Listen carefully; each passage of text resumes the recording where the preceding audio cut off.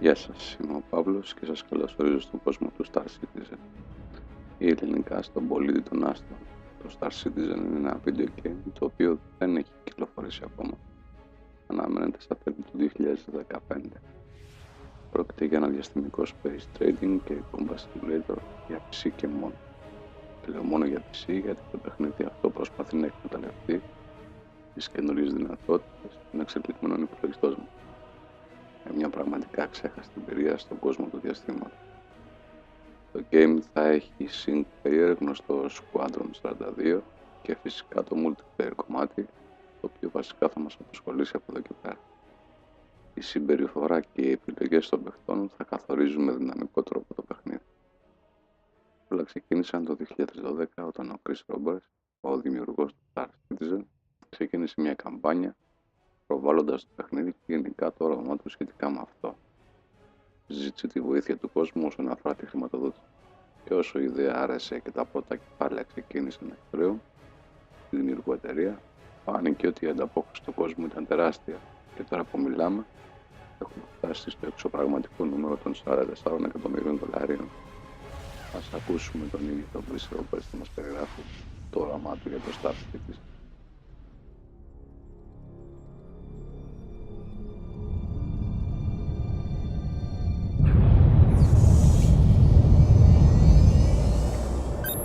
Hi, I'm Chris Roberts. Ever since I saw Star Wars as a wide-eyed 8-year-old, I dreamt of being a hotshot pilot saving the galaxy or a lovable rogue making my way across the cosmos. It inspired me to make Wing Commander and has influenced everything I've done since then.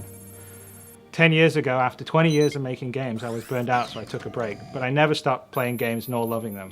And now, I'm ready to come back, and I'd like to show you something I've been working on. But I don't want to build any old game. I want to build a universe. I want to build a game I always wanted to build, but I didn't have the tools to do until now. One that you can fly off a carrier fighting a heroic war on the front lines, but also one that you can muster out and find your own fortune in the stars wherever your spaceship takes you.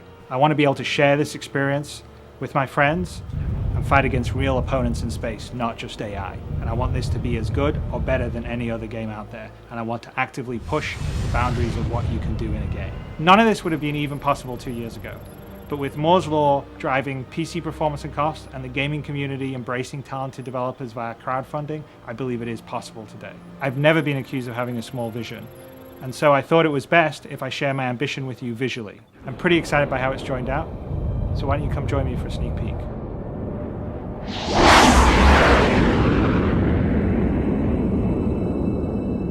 So I want to bring the space sim back. I want to bring the space sim back to the glory that it used to be in the 90s when I was making the Wing Commanders and when I was doing games like Privateer and Freelancer, but I want to utilize today's technology. I want to have the power of a cutting-edge PC with a GPU that can push millions of polys, connected to the broadband where you can play with thousands or hundreds of thousands or even millions of other people around the world in a sort of shared immersive experience. And now I think with Star Citizen I really can deliver that. We're going for something that's a little bit different than, say, a traditional MMO, and obviously different than just a single player game. What we're calling is a shared persistent experience. It is actually a combination of the single player experience and the multiplayer experience. Every player in the Star Citizen game is in the same universe. We don't have different shards or worlds, and you have a life, you have a character, you have multiple characters, they have multiple ships, so you have a bigger goal. You're basically going about making your name and fortune in the galaxy. So Squadron 42 is the single player experience in the Star Citizen game and world, and Star Citizen itself is the multiplayer persistent universe experience where you'll adventure around in a galaxy with hundreds, thousands, potentially millions of other players. They both kind of coexist in the same world. So Squadron 42 is a narrative single player story that will lead you into the open sandbox game that Star Citizen is. So the single player campaign in Squadron 42 unfolds very similar to the way Wing Commander did. So Wing Commander was set up in such a way that depending on how you performed the missions or how you interacted with your wingmen and pilots, it would determine sort of how the story evolved. So your actions sort of affected the narrative of the story. We're doing that in Squadron 42 to a level of fidelity and detail more than we ever did in Wing Commander. So definitely your actions will affect and evolve how the story goes, as well as how your relationships with your co-pilots are and other people aboard the carrier that you're based on. One of the things I'm most excited by on Squadron 42, and one of the things that we're sort of adding to the lexicon of the Wing Commander experience, is that we're enabling cooperative multiplayer in the single player experience. So as long as you're connected online, your friends, say in your friends list that are, you know in the community, you interact with on our website, they can drop in to your game if you want them to and play the roles of the wingman and the missions you're taking and help you achieve your goals and missions. But I just think it adds a whole new dynamic to the narrative in a game like Squadron 42. So I think it'll be a really cool feature. If you like Wing Commander as a single player experience, Squadron 42 is like the next generation of that. The ambition and the scope of Star Citizen makes it pretty unique in the fact that I think we're starting with 100 star systems, and each star system can have multiple planets. Each planet can have multiple landing locations, and all of that sort of rendered and built in a completely sort of high fidelity first person viewpoint. So when we're down on the planet, we're running around in first person. We can go into the bar and we see other players or AI characters, and we can talk and converse with them and get missions. We can walk out of there, go to the ship dealer and buy a new ship. You can walk to the landing pad where your ship's sitting and get into it all in first person, sit down in the cockpit, take off, go out into space. So there's a level of sort of detail and fidelity that I don't think is currently out there in other space games, certainly right now. One of the great things about Star Citizen is there are a lot of different roles you can play in it. You can be a mercenary, you can be a bounty hunter, you can be a merchant trader, you can be a pirate, and we've designed and built a lot of different ships to sort of fill those roles in terms of, this ship's good for dogfighting, this ship's good for hauling cargo. Also, we have a lot of equipment that you can buy or you can find or you can acquire or you can upgrade in the game that will allow you to customize your ship for the roles you want to play. I think that's one of the most exciting parts of the game, is just that sort of free form and the amount of different things that you can do, and that's kind of what Star Citizen's about. And so I really felt I wanted to come back and make a game that pushed PC hardware in the way that Wing Commander used to do in the old days.